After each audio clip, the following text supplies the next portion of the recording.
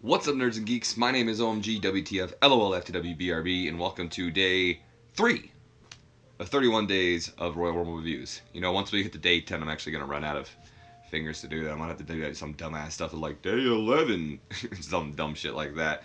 Anyway, this Royal Rumble was actually really enjoyable. There's a lot of disagreement on this one, in fact. My buddy Zach, the one who watches these with me, he didn't think it was that great, but I really enjoyed this Royal Rumble. I thought it was the best one so far. A little bit of a spoiler for the end of the video, but yeah, this Rumble is going to top the list right now. We open up the night with Jesse Ventura sporting yet another weird attire. I don't think I mentioned this in the previous 2 Royal Rumbles, but each Royal Rumble, Jesse Ventura has looked like a star. This guy comes out dressed like a cowboy, dressed like Mickey Mouse, stuff like that. But this time, this is why I'm bringing this up though, Jesse Ventura has been here for all 3 Royal Rumbles so far, and for all 3 Royal Rumbles, there's been a new commentator to commentate with Jesse Ventura. At the first Royal Rumble, we had Vince McMahon. Second one was Gorilla Monsoon, and this time is Tony Schiavone, who I actually did not know worked for WWE or WWF, so that was interesting to me. We then get to our opening match of the night, which is a tag team match, not for any championships. It is the Fabulous Rhodes, Jacques and Raymond Rigaud, of course still Jimmy Hart, taking on the Bushwhackers, Butch and Luke. Now this was the first time I've ever actually seen the Bushwhackers in in-ring action, so that was interesting. I've always been told that the Bushwhackers in WWE and the Bushwhackers in the independent scene are completely different people, because the Bushwhackers are more of like a comedy act in WWE, whereas when they were the sheep herders in the independent scene, they were like hardcore and dangerous or something. That's pretty interesting to me. This match, it wasn't that bad. It was just a little slow. It's kind of interesting because in the previous Royal Rumbles, it's always been the opening match that's been the best match of the night, whereas this one really wasn't the best way to open the show. It's definitely a little slow, mostly because, you know, the Bushwhackers are getting in all their comedy routines and stuff like that. And I don't really like the Fabulous Rhodes. I don't know what it is about them. I can't really pinpoint it, but there's just something about them. I'm just not into it. It's just, they can't get over, in my opinion. I can't like them. There's nothing they can do that'll change my opinion on them, pretty much. And I don't even know why I don't like them. There's just something about them from the 2 Royal Rumbles I've seen so far. Not 3, 2. It's just, they've been kind of bland. There's really not much like highlights for this match. The one highlight I really liked was going for the ending. The Bushwhackers actually go after Jimmy Hart towards the ending, like they're gonna go after him and beat him up or do something. So while they got Jimmy Hart about to like punch him or whatever they're gonna do, both the Fabulous Rhodes, Raymond and Jacques, come in, hit a beautiful looking double drop kick on both the Bushwhackers, and then they cover one of them for the pin. 1, 2, 3, and there you have it. Fabulous Rhodes win. Oh no, I fucked that up. I fucked that up bad. That's not how it was. I misread my own fucking notes. That's why we have notes, guys. Fabulous Rhodes did not win that. Even right when I said the Fabulous Rhodes win, I was like, I don't remember the Fabulous Rhodes winning this. They did do the double drop kick thing. That just wasn't the end. Sorry, guys. Jimmy Hart did get attacked. They did hit the drop kick, but that wasn't the ending. The ending was when the Rhodes were checking on each other. Like, they were like, oh, are you all right, man? Are you all right? And then one of the Bushwhackers come in, and they, like, push him right into the other one. So it's like they headbutt each other, and then he rolls them up for the pin. 1, 2, 3. Bushwhackers win. My apologies, guys. Learn to read your notes, you idiot. After we go into the, from the Bushwhackers segment, we go to a backstage promo with Mean Gene Okerlund alongside Ted DiBiase and Virgil. Ted DiBiase cuts a great promo. This promo is all about pretty much how last year it was, you know, kind of rumored, hinted at, that he bought his way into the number 30 spot. They even mentioned it this time. I know I mentioned it in the previous Royal Rumble review, number 2, but I wasn't sure because they never really touched on it. Well, this time they definitely touched on it, so that's most likely what they were going for, is Ted DiBiase cheating his way to get number 30. Well, this time he doesn't get to cheat his way because he has number 1. He wasn't even allowed to pick his number. It was Virgil who picked his number. Virgil somehow picked number 1. So the $1 Million Man is coming out as number 1. And like I said, this is a great promo. And this is the point where they're starting to build the tension between DiBiase and Virgil. Because DiBiase was yelling at Virgil, calling him pointless, stuff like that. Up next, we go to a very interesting matchups, to say the least. between the Genius, Lanny Poffo, and Brutus the Barber Beefcake, my honestly probably least favorite wrestler of this era. Although I'll give him credit, even though he cut that really shitty promo last week, or not last week, last Royal Rumble, he's pretty good in the ring. Like he was pretty smooth. I'm not gonna shit on him there. The Genius, before the match even begins, he cuts this promo that rhymes. I can't remember everything. I wish I'd have wrote down some of the rhymes, but he rhymed like World Wrestling Federation with something like that. But yeah, Genius, great opening promo here. Definitely his strong spot was on the mic, because his wrestling's not bad. It's just strange. I'll give you that much. They do this weird rope spot in the match where, how do I explain it? So Genius is like on the top rope, right? And he's like laying on the rope. So like it's hard to explain. He's like laying down from the turnbuckle to like the rope. So it's weird. His ass is pretty much being like, the rope is going in between his ass cheeks, it looks like, pretty much, is what I'm trying to go here. But he's laying down. So Brutus Barber Beefcake, while Genius is laying down, grabs his legs and just... It was one of the most awkward looking things I've ever seen. And Genius sells it like it hurt his back. And I'm like, bro, don't act like that rope did not just go in between your asshole. It was an interesting spot. And like I said, Genius is just an interesting wrestler. Like, this dude... I'm not trying to like say he was gay or anything, but you get some gay vibes from him. Not like there's anything wrong with that. It's just, you definitely get it from him. I'm not sure if that's what he was trying to go for. Like, I know he's supposed to be the Genius, but he's walking around like prancing and doing all this just very feminine looking stuff. And I'm like, what are you doing, dude? It was just weird, man. Earl Hebner or Dave Hebner, I can't tell who it is, to be honest. They took a nasty ref spot during this match. I think, if I'm remembering it correctly, I don't even remember the nasty spot, to be honest, but I wrote it down. He took a nasty ref bump. I think it was courtesy of Genius. I can't remember what it was. I just know when he took the bump, I was like, ooh, that looks bad.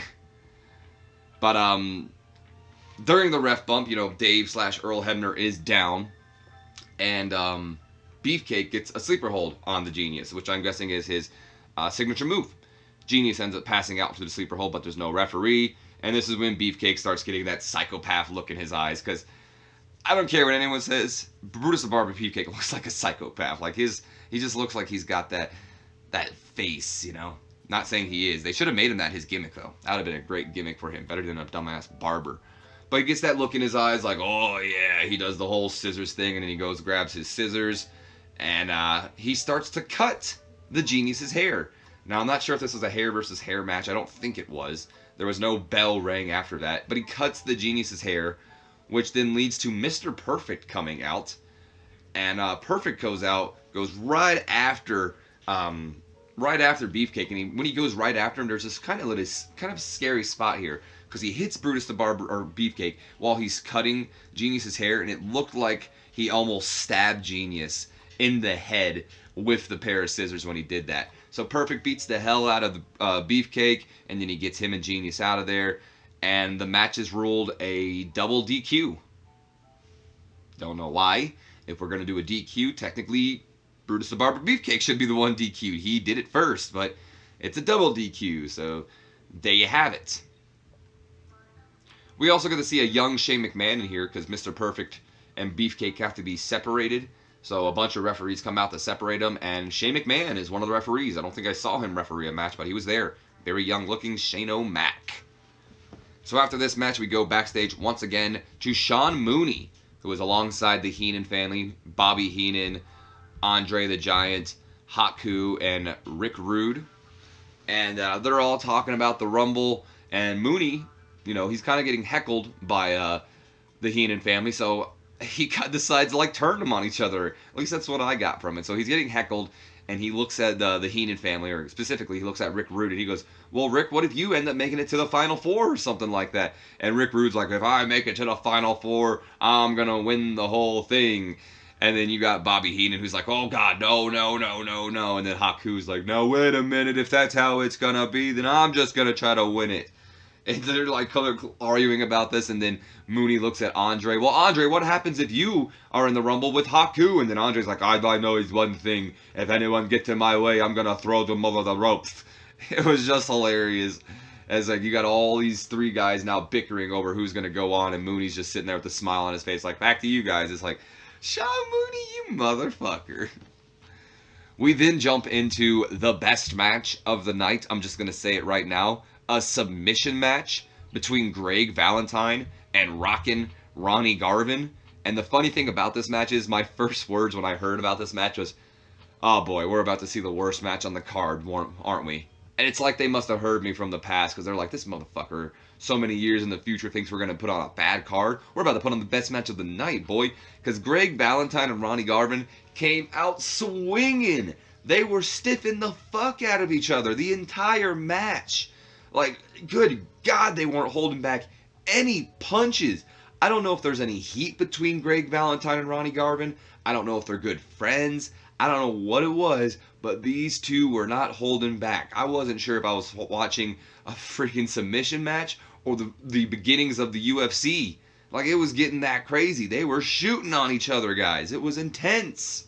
Finally, we do get into the submission part of the match when at one point, Greg the Hammer Valentine goes to lock in his figure 4 leg lock onto Rockin' Ronnie Garvin. But Ronnie Garvin's got like this knee pad on his knee. They're calling it the Hammer Jammer because when he goes to lock in the figure 4, I guess apparently the Hammer Jammer is preventing Greg Valentine from fully locking it in. So he's just kind of laying there like, what the hell's going on? While Ronnie Garvin's laughing at him, going, and like stuff like that, mocking him.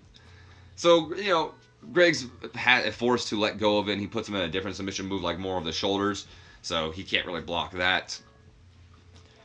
There was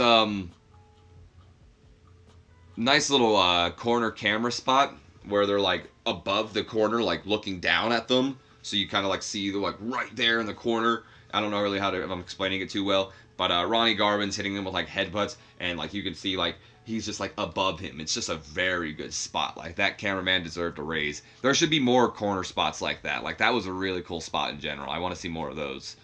Oh, that's right, Jimmy Hart. I was like, who's Jimmy? Jimmy Hart was in this match. Jimmy Hart, also the manager of Greg the Hammer Valentine. When at one point Ronnie Garvin and Greg the Hammer Valentine are down, I actually think it's actually right after this headbutt spot I was talking about. So when they both go down, Jimmy Hart takes full advantage of this and is able to get the Hammer Jammer off of Ronnie Garvin, so Greg the Hammer Valentine can lock in the figure 4 leg lock.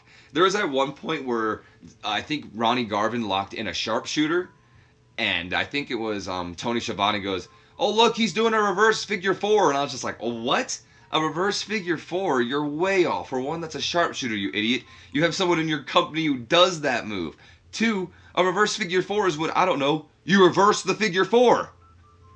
Fucking stupid, man. But either way, that just made me laugh. Match ends up ending, actually, when, I didn't write the ending of the match? Huh.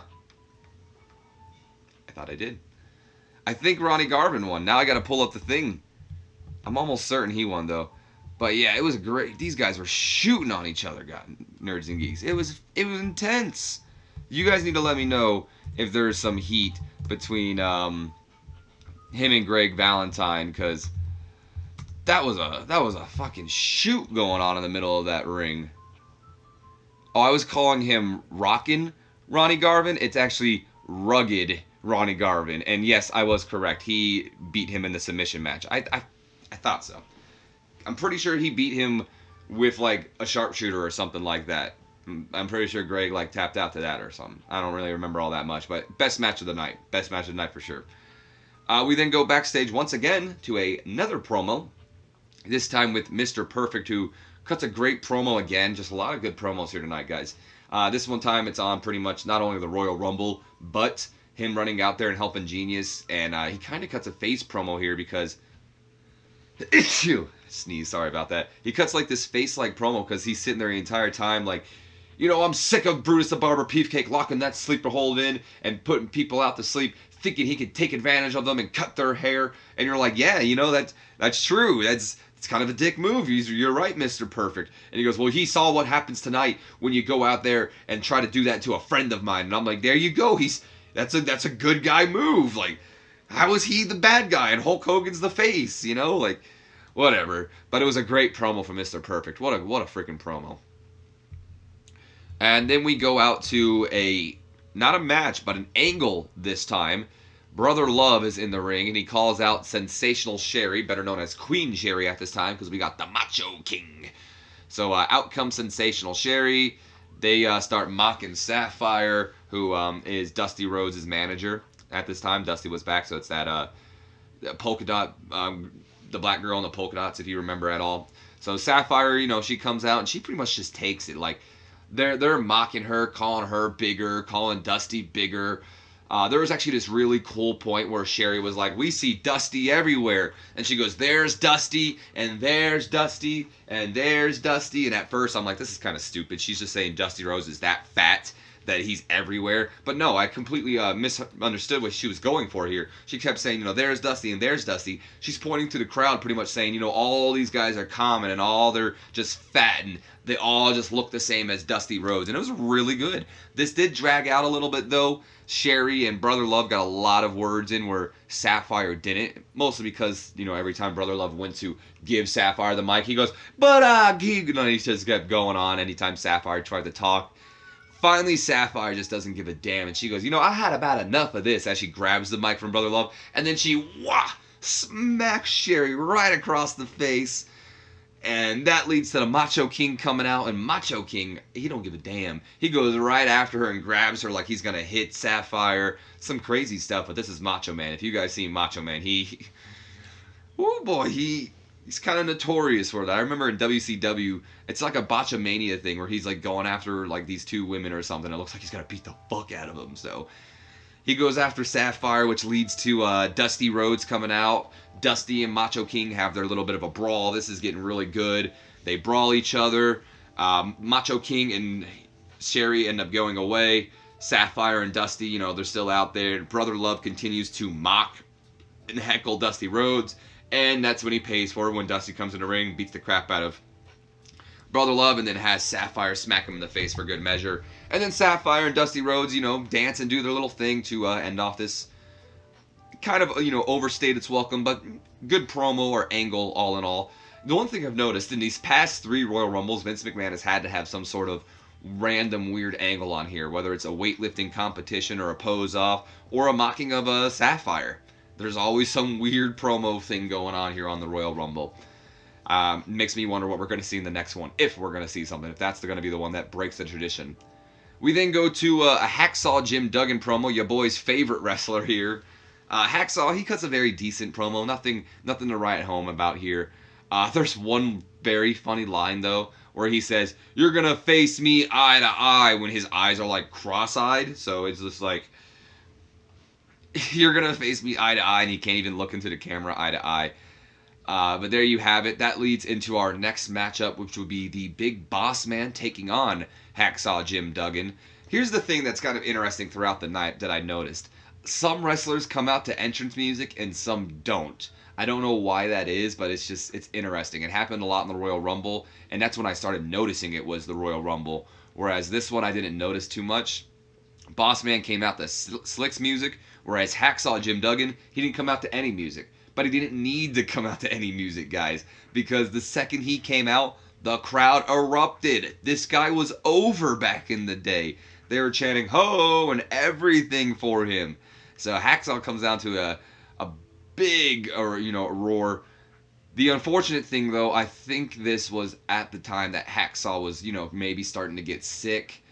It was starting to affect his in-ring work or something, because you can see he's gained a lot of weight from the last time we've seen him. He's slowed down. He doesn't look the same. He really doesn't look that healthy. But he's doing his best. He's taken a lot of the damage in this match. Bossman's really the one in control, whereas Hacksaw's just doing a lot of selling. But yeah, it's definitely kind of like the downfall of Hacksaw's career at this moment. Which is a shame because, like I said, he's really over at this time. And it's just like... I don't know why he was not given, like, at least, you know, a fucking, what am I looking for here? Like, he wasn't at least given, like, an Intercontinental Championship run or something, you know? Real quick, I didn't write down the winner of this Royal Rumble either, so let me pull it up so I can figure out who won this one. But I think Hacksaw went over in this one as well. That's my you know, my thing. Ugh. I might have to remember to fucking write down the winners of the Rumble. Thinking I'm going to remember them all.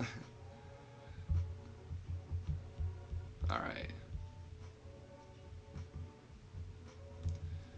1 second, guys. Oh, that's the damn video game. I just want to go to the Royal Rumble 1990. That's all I want to do. There we go. Or 1990, that's what I want. I went to 1988. Why? Like I was saying, though, Hacksaw, he should have gotten a championship run. I'm just going to keep this up. That way I don't have to do it. Yep, and Jim Duggan, that's what I thought. Jim Duggan beats Big Bossman by disqualification. So that's what happened. Oh, now I remember, too. Now it hits me. Bossman hits him with his nightstick. That's when the referee turned around and saw it. Gets DQ'd. And then Hacksaw comes back in with his 2x4. He decks the Big Bossman with the 2x4. And then Slick gets it as well. Slick gets a one right on the ass. Get out of here, Slick. As Hacksaw gets them out. Still standing tall. So he gets the win with the DQ after Bossman hits him with the nightstick. And he's still over despite, you know, being kind of on a downfall. My apologies for having to look that up, guys. But my dumbass forgot to write down the winner or the winning things. So after the Bossman thing, or Bossman Hacksaw match, we go backstage once again for some more interviews. This time it's interviews for the Royal Rumble, just a bunch of random interviews with random people to kind of put over the Royal Rumble. There's a lot of good ones. One of the ones that I really like, Dusty Rhodes. I mean, come on, we all know Dusty Rhodes is a great promo. But I was just mesmerized. I couldn't speak because I'm just listening to this guy go. I mean, he puts over the fact that he, you know, he doesn't, it don't matter if I'm in there before you or in there after you or if I gotta wait, but I'm gonna get my hands. I'm the Macho King, pretty much. Like, it was just like, damn, that's awesome. The Rockers cut a really good promo. I enjoyed it. Both Shawn Michaels and Marty Jannetty. Rick the Model Martel cut a good promo, just talking about his perfect face and his perfect body and all that stuff.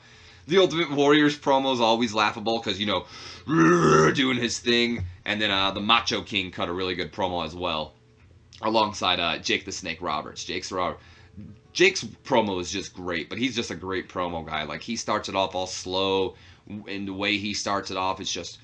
Jake Roberts had a gift, man.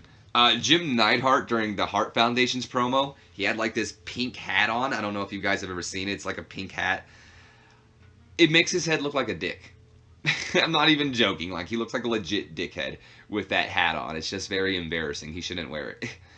But anyway, we start off the Royal Rumble. We already mentioned that the $1 Million Man, Ted DiBiase, is #1 this time because of what he did last year by getting the number 30 spot. He doesn't come out with music either, but Coco Beware, who is #2, comes out with music, so that was interesting here. Ted DiBiase was booked very strong in this Royal Rumble, by the way. He is the Iron Man. He lasted the longest from being at #1 and being eliminated very late in the Royal Rumble. He actually got rid of both #2 and #3 before the respective, you know, the number after them comes out. So Coco Beware was eliminated before #3 Marty Jannetty comes out, and then Marty Jannetty was eliminated by Ted DiBiase before #4 Jake the Snake Roberts comes out. But Marty Jannetty's elimination was brutal. Marty goes for a crossbody onto Ted DiBiase. DiBiase ducks the crossbody, so Jannetty goes right over Ted DiBiase and right over the ropes and just falls flat down onto the canvas, so he's out of there. And then I mentioned Jake the Snake Roberts comes out at #4, and this, once again, Jake Roberts making history, is the first person to enter 3 Royal Rumbles. The first person to do it. I'm sure there's another person. In fact, Akeem, the African freaking Dream, is in this damn match. Thank God he didn't make it to the Final Four, but he's in this match. But Jake the Snake Roberts is the first wrestler to enter 3 Royal Rumbles so far, because he entered all 3 pretty early here as well. So he comes out. Like I mentioned, some people have music, some don't. Jake the Snake Roberts didn't have music. There's Roberts' elimination was really cool. There's no more, people being thrown out before the next time. The ring actually gets pretty filled up. I think they mentioned at one point in this match that there was 8 people in the ring and how that was the most there's been in the Royal Rumble at this time. So the number 1 and number 2 never had up to 8 people in it. Number 3 was the first time we had 8 people in a Rumble at a respective time. They had a lot of stars start off this Royal Rumble too, but it seems like they had a lot more star power that they were able to stretch them out over time. Although I will say the end of the Royal Rumble did kind of lag a little bit, it felt like. But, we had, like, freaking Ted DiBiase, the Macho King, Andre the Giant, I believe, was out there as well. Shawn Michaels, who really wasn't big, but, we all know him as, a big guy, was out there. Who else? There was another guy I'm forgetting. Oh, Dusty Rhodes came out. Like, there was a lot of big guys out there.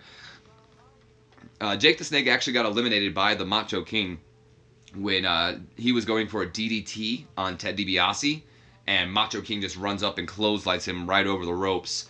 So that was a really good elimination. I really like that one.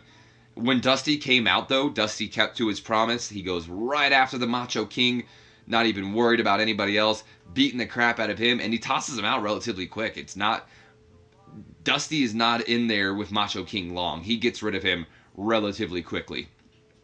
He actually tosses him over his head, so it was like a back body drop. Like Macho King was running at him, and he does like the whole tosses him over his head, and Macho Man goes over the ropes, and just another dangerous but beautiful spot here, kind of like the crossbody incident with Marty Jannetty, but this one with him going over like that, it's just, ooh, it looked fucking crazy. There is at one point where one of the Powers of Pain are eliminated. I think it was the Barbarian, but it could have been the Warlord. I don't know. He's eliminated, and Mr. Fuji, who's out there alongside Bobby Heenan, who's out there supporting his guy. I think it was the Honky Tonk Man at this point. They kind of have a little bit of a heckling going around. Mr. Fuji gets on the apron where Bobby the Brain Heenan like pulls him down then, and Mr. Fuji like acts like he's gonna swing at him, and Heenan's like, whoa, whoa, whoa, you get out of here, your guy's out or something. Like, it was just interesting to see these two managers go at it. Also interesting here is that last year's Royal Rumble, the number 2, one of the specific rules that they made was no managers at ringside. Whereas this one, they didn't give a damn. Managers were allowed, so that was interesting. Maybe they only did that no manager rules just to avoid, Miss Elizabeth having to be down there for the last one, because, I don't know. Roddy Piper was out there, and Roddy Piper ended up eliminating Bad News Brown. The only reason I bring this up is because this leads to Roddy Piper's elimination, where Bad News Brown on the outside of the ring then pulls Roddy Piper out of there because he's mad that he got eliminated. The two didn't brawl up the ring, so I'm assuming they're building towards a Roddy Piper Bad News Brown feud here. But that's how Piper went out. They did the whole, oh, he's already been eliminated. I didn't think he'd be allowed to eliminate him now. Well, that's how it works sometimes. There's one point where Rick Rude is coming out for his spot, but he does it way before the 10 count even begins. Like, he's in the ring, and then the 10 count begins. So it's just like, wow, you're a little early here, don't you think, Rick? Like a whole 10 seconds, buddy. He comes racing down, though, and they just kind of ignored and let it keep going. We got, Ultimate Warrior and Hulk Hogan are in the ring at this point. So I see Ultimate Warrior as the Intercontinental Champion, so I'm certain that's what they're building up towards, is Hulk Hogan versus the Ultimate Warrior at the pay-per-view.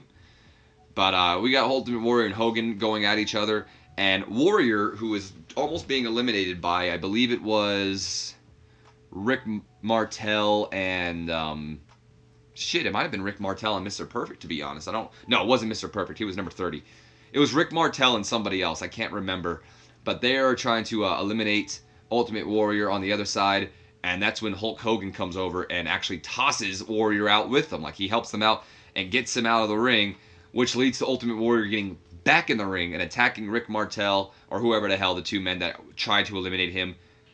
But he doesn't attack Hulk Hogan, the guy who actually eliminated him. And I think the whole thing here was he didn't see Hogan eliminated him, so he just assumed it was Martel and the other guy. But he attacks them, but doesn't attack Hogan. And I was thinking maybe he was going to eliminate Hogan or something. But no, he just attacks them and then gets out of the ring and goes running up the ramp. Very strange from Ultimate Warrior there. Final four of this Royal Rumble was Hulk Hogan, Mr. Perfect, Hercules, Hercules, Hercules, and Rick Rude. We got a perfect plex happens in this match at one point. Hulk Hogan no-sells the perfect plex like it didn't even happen.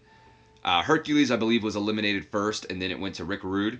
So our final two was Hulk Hogan and Mr. Perfect. And then Hulk Hogan wins by just tossing Mr. Perfect out in the most basic-looking exchange. Like, it just went, we're going to do this, we're going to do that, and then I'm going to toss you out, brother. And then he does exactly what I say when I said it. So there you have it.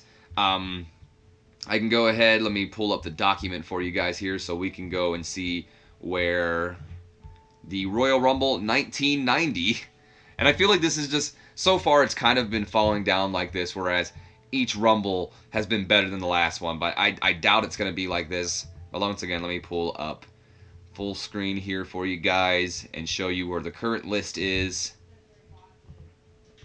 I gotta make this big again, 1 second. Every damn fucking video we do of this 31 Days of Rumble, I'm always editing this thing every single time when I go for the stream and when I go for the review video. But like I said, you can see right here, the current ranking goes Royal Rumble 88 at number 3, Royal Rumble 89 at number 2, and then Royal Rumble 90 topping it off in my book at number 1. Royal Rumble 90 kind of suffered the same problems as 89. Like I said, they put a lot of their big guys in early. But not only that, it was just, it got a little slow after a while. And there was a lot more stories being told in 89, I will tell you that. Like, that was the better thing. They had a lot more individual stories here. Whereas Royal Rumble 90 just kind of focused on, like, 3 major stories with Ted DiBiase being in there as long as he was. Macho King and Dusty Rhodes rivalry seemed like it got a good chunk, even though it happened right away. I just kind of remember it because Dusty went after him right away. And then the Hulk Hogan Ultimate Warrior feud, what they're building up to. Seeing Warrior and Hogan like face off for like the first time, even though you know where it's leading, you can kind of feel the energy in the air with the crowd, just like, oh boy, this is crazy. And that's kind of what bumps it up over 89 to me. But 89's close. Like, it's very close. They're very close to each other. In fact, if you ask my boy Zach, the guy who's watching the videos with me, he thinks that 89 was actually better than 90, so he ranks 89 as the best.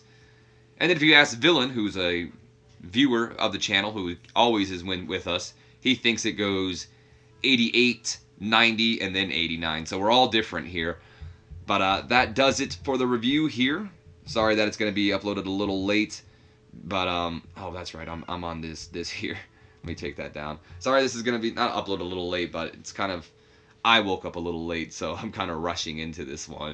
I'm not going to have a whole lot of time after work once I'm finishing this, so hopefully it gets up in time before I have to go into work. But yeah, the Royal Rumble 90 definitely, in my opinion, was better than 89, but like I said, some people think about it. Tonight, we are going to be continuing on with the 30 days of the Royal Rumble with day 4, and we go to 91. So that should be interesting. Hope to see you guys there. There will be, the whole announcement gig that we've been doing. Pretty much saying what time we're going to be doing it. It's probably going to be around the same time tonight, around 11 o'clock once I get out of work because it's a late night. Hope you guys have enjoyed, though. If you have, I haven't said this in any of these, but, do me a favor. Leave me a like on this video. Comment your opinion if you've seen this Royal Rumble, what you think of it. What do you think of the rankings?